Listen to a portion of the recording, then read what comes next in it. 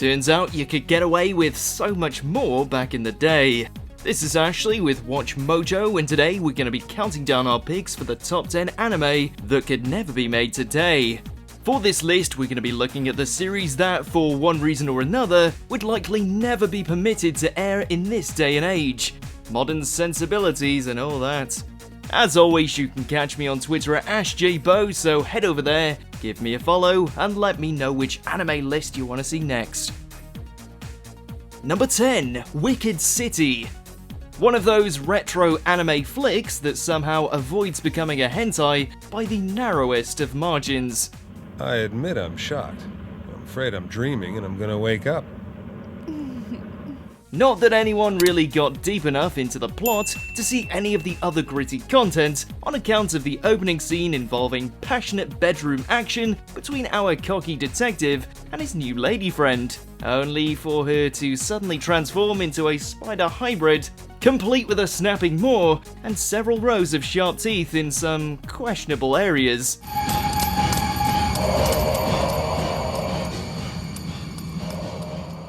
I mean, where can you really go from there? Certainly not towards any kind of remake.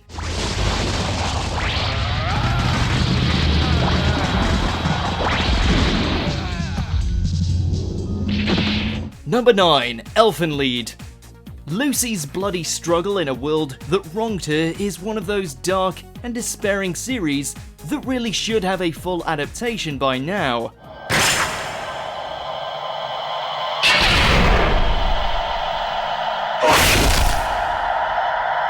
It's got a cult following, its mature themes certainly strike a chord, plus it has one of the most tragic anti-heroes in modern memory. So what's stopping it? Waiting for that? Probably the impossibly high kill count, the countless decapitations, as well as an abuse subplot. Its own darkness is its own enemy when it comes to getting a second shot at the limelight.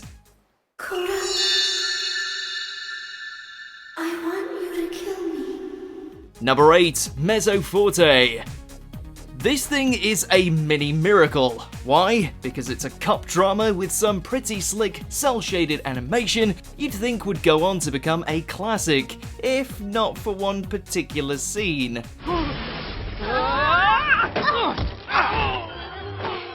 Turns out that in order to get this funded, Studio Arms had to ask publisher Green Bunny for help, who happened to make hentai for a living.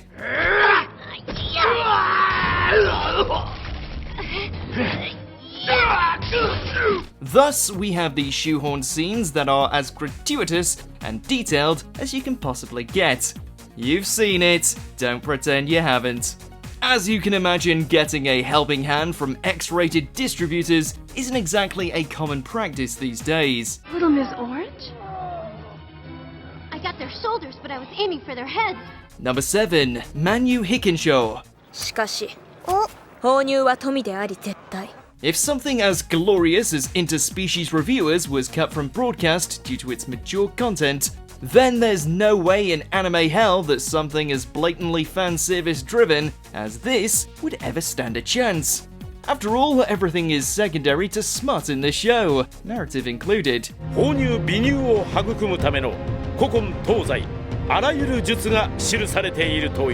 Essentially, it follows a female ninja roaming around as she absorbs the breast size of her enemies and adds it to her own. All the while, all manner of lewd antics follow her and her pervy sidekick day in and day out.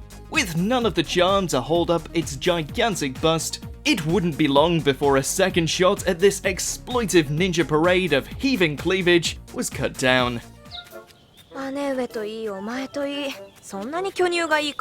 Number 6, Pompoko. One of Studio Ghibli's far more experimental flicks, there's a lot to love about this fantastical take on the Japanese folktales surrounding Tanuki.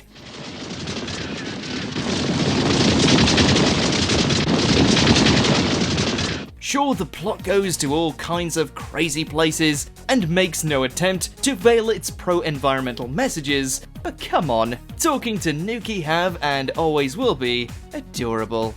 You know what's not adorable? Seeing them swell their happy sacks to monstrous proportions so that they can be used as parachutes or weapons to take down the police.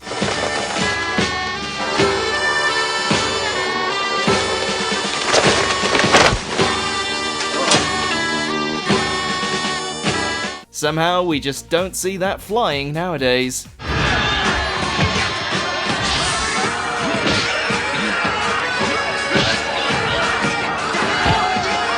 Number 5. Shimoneta, a boring world where the concept of dirty jokes doesn't exist. Vulgar jokes combined with a not-so-subtle commentary on how repressing natural urges to obscene degrees is a terrible idea. This series was a gem. オナニーをしてるってスキャンダルよ。そんなわけあるか。あら、昔見た映画で言ってたわよ。A very dirty gem, saturated in way too much of Anna's love nectar.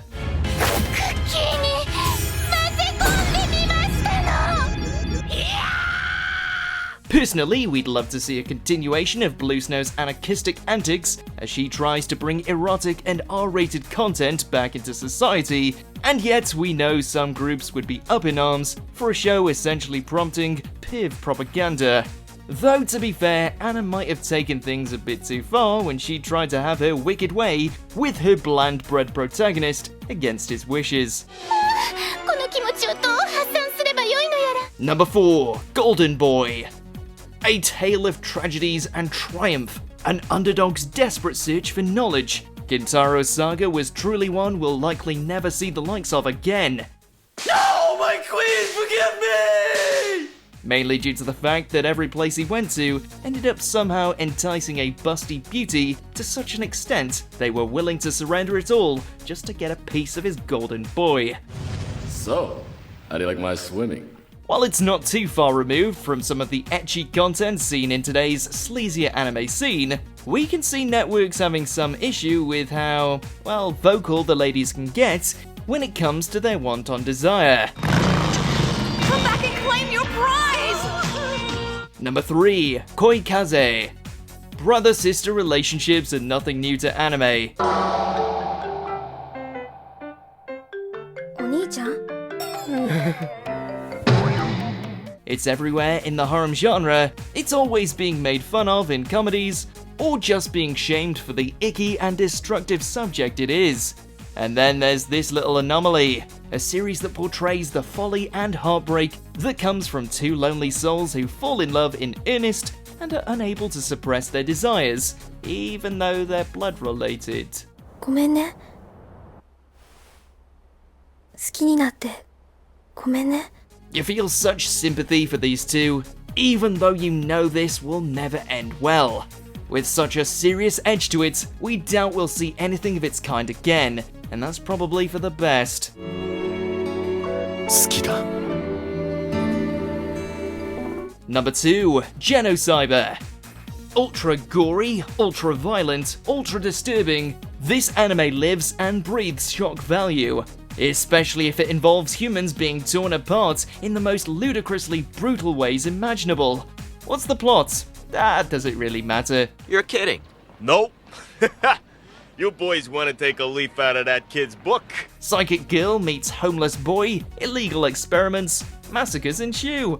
While it's incoherent at the best of times, the sheer amount of depravity and body horror displayed is so obscene that there is no way something like this would be replicated.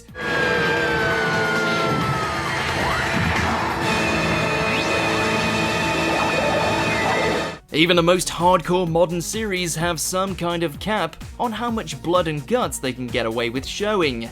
Something like this has zero filter and zero chance of seeing any sort of resurgence.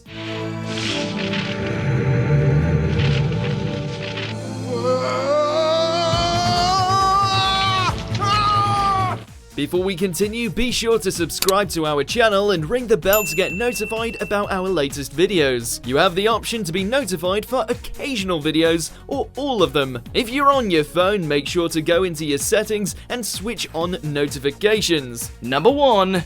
Kodomo nochikan. 私の夢は先生のお嫁さんになることです。Yeah, not sure we have to go into detail about how having a young student in love with her teacher and go to extensive lengths to show it is, well, hate to say it, problematic. Seriously, how this got an original adaptation, we'll never know.